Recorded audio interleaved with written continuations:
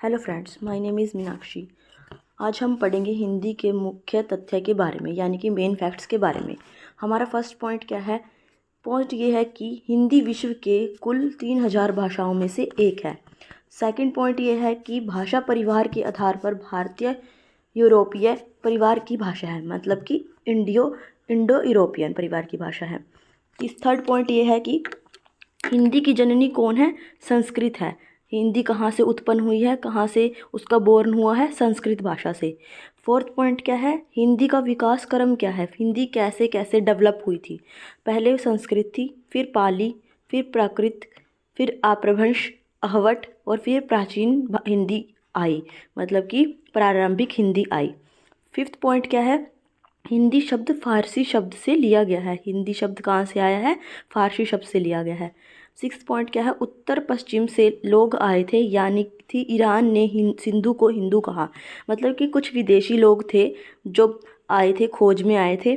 वहाँ पर वो उत्तर पश्चिमी क्षेत्र से आए। वहाँ पर उन लोगों को, कौन थे वो लोग? ईरानी लोग थे। ईरानी लोगों ने सिंधु को, सिंध नदी, वहाँ पर एक क्या नदी थी? सिंध नदी थी। सिंध को वो स शब्द को ह कहते थे, तो वो सिंधु को हिंदू कहने लगे।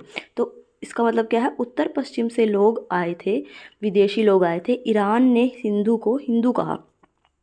सेवन पॉइंट क्या है? संघ की राज्य भाषा हिंदी लिपि देवनागरी है। जो हमारा संघ है उसकी राज्य भाषा क्या है? हिंदी। और लिपि क्या है हमारी? देवनागरी। संसद में हिंदी और अंग्रेजी का प्रयोग किया जाता है। संसद है जो हमारा देश का, वहाँ पर जो भी डॉक्यूमेंटेशन होती है, ठीक है, वहाँ पे जो भी दस्तावेज किए जाते हैं, मतलब कि सिग्नेचर्स किए जाते हैं, वो भी हिंदी भाषा में और इंग्लिश भाषा में ही प्रयोग किए जाते हैं।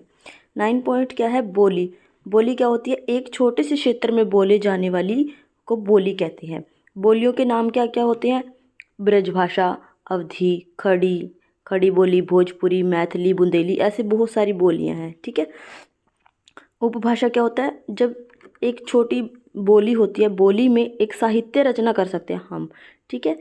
उस साहित्य रचना से क्षेत्र विस्तार हो जाता है। जब वो साहित्य रचना से क्षेत्र बढ़ जाता है उस क्षेत्र का, उसे तो वो क्या बन जाती है? उपभाषा बन जाती है। साहित्य मतलब कि साहित्य रचना कर सकते, लिटरेचर कर सकते हैं हम, उसको लिख सकते हैं, उसे कहते हैं उपभाषा। भाषा को बोला जा सकता है। जो कोई भी भाषा, हिंदी भाषा, इंग्लिश भाषा होती है, फ्रेंच होती है, उनको सब बोला जाता है।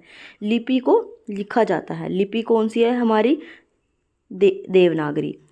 और सबसे पहली जो लिपि है उसकी स्टार्टिंग कहाँ से हुई थी? ब्राह्मी लिपि से हुई थी। ठीक है फ्रेंड्स, बाय।